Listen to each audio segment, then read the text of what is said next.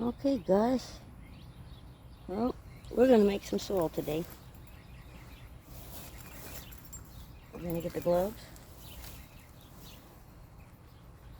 We got some peat moss, some compost and manure from the big box store, and we have some perlite. Now, normally I'll put worm castings in here, but I just don't have any at the moment. So, and I got a plant that I need to get up potted. So, I want to teach you how to do some soil. And down here in the south, you need something that's going to retain water. So what you do is you're going to put equal parts of everything. Make sure I get up in here. Alright, first thing we're going to do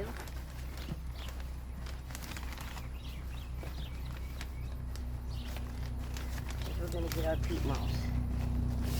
And this is the container that I got. It's an old coffee can, but it'll work. So, one of those.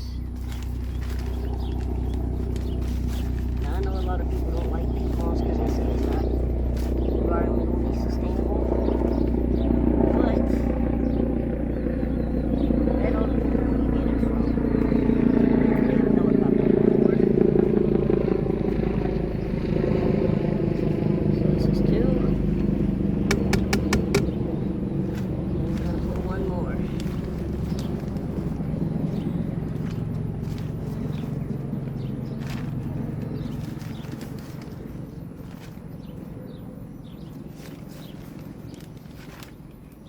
Alright, we have 3 of these.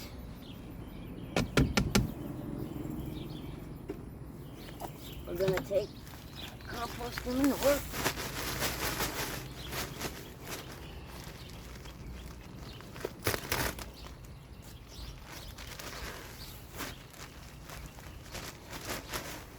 Make sure we get this stand up so we don't drop any. It's not cheap. Or at least those of us on a fixed income, it's not cheap. Every little bit counts.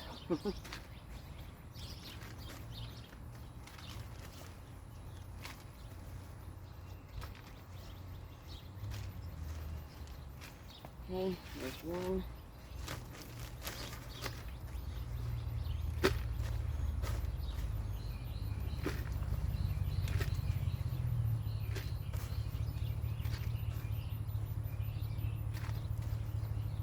And it is a hot one of the day, folks. The humidity is awful. There's 2.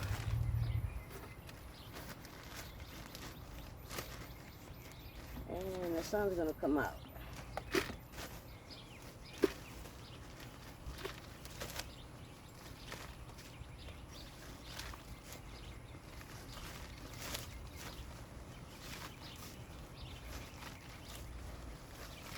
And that's 3. Alright, now, next step's perlite. You definitely want drainage. You don't want the water just sitting up in there around your roots or anything like that. So,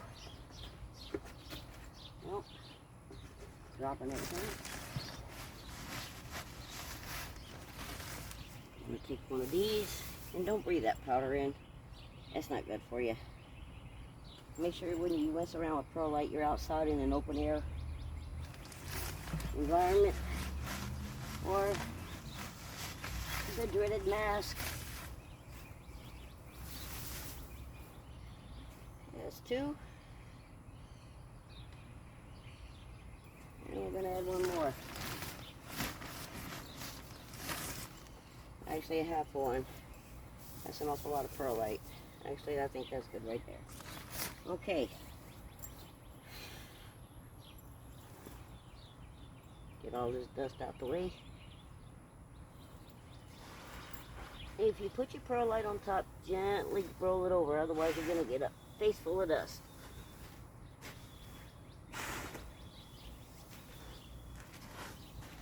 And just mix it in.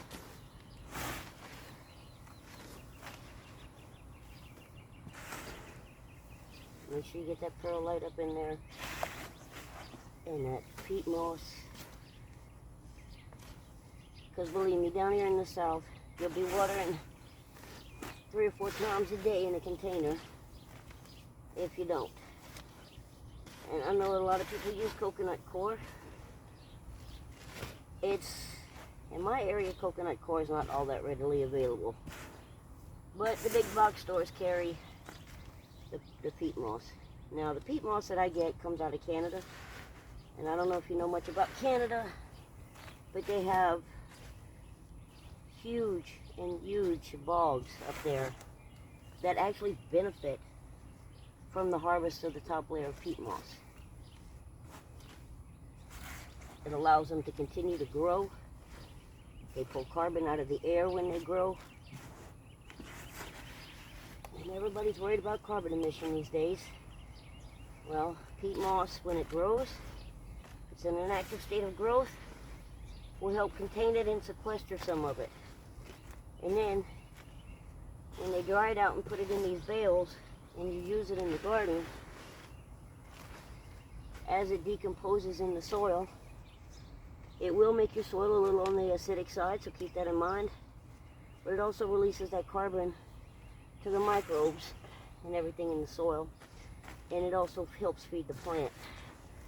So don't just automatically dismiss peat moss, but be aware of where you're getting it from, because there are areas in the world where they're harvesting it from, and it's not going to readily grow back, and it will hurt the ecology. But in Canada, that's not the case. They have big open areas with it, and when they harvest it, that sun comes back down and it just spurs all that new growth. So it replenishes itself a lot sooner than you would think.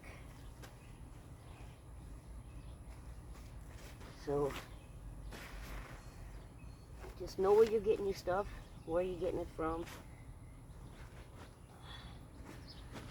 And this way we can help our Canadian neighbors out at the same time.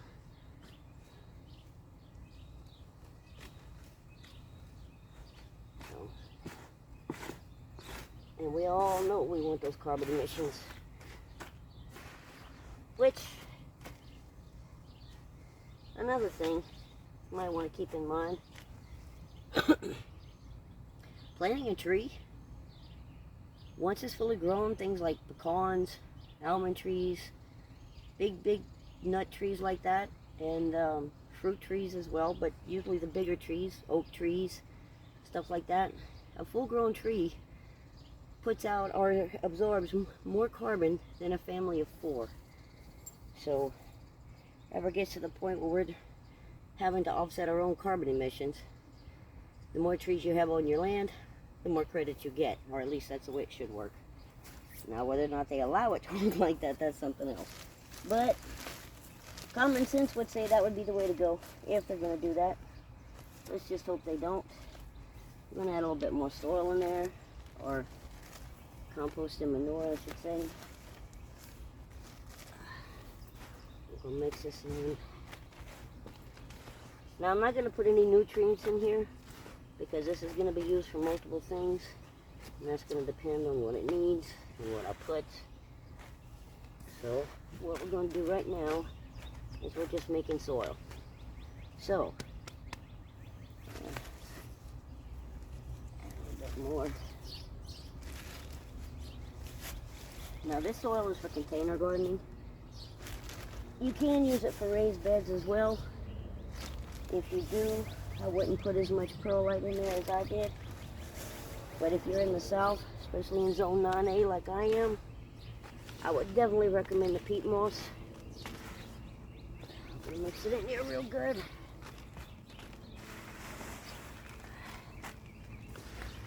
There we go.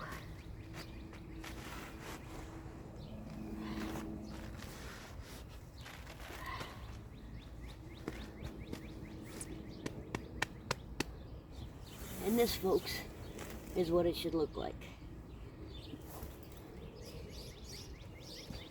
And you know what? It probably wouldn't hurt to have some more peat moss in there, but I don't want to make the soil too acidic as it breaks down.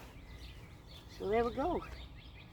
General rule of thumb is 3 equal parts of each: compost, peat moss, and perlite.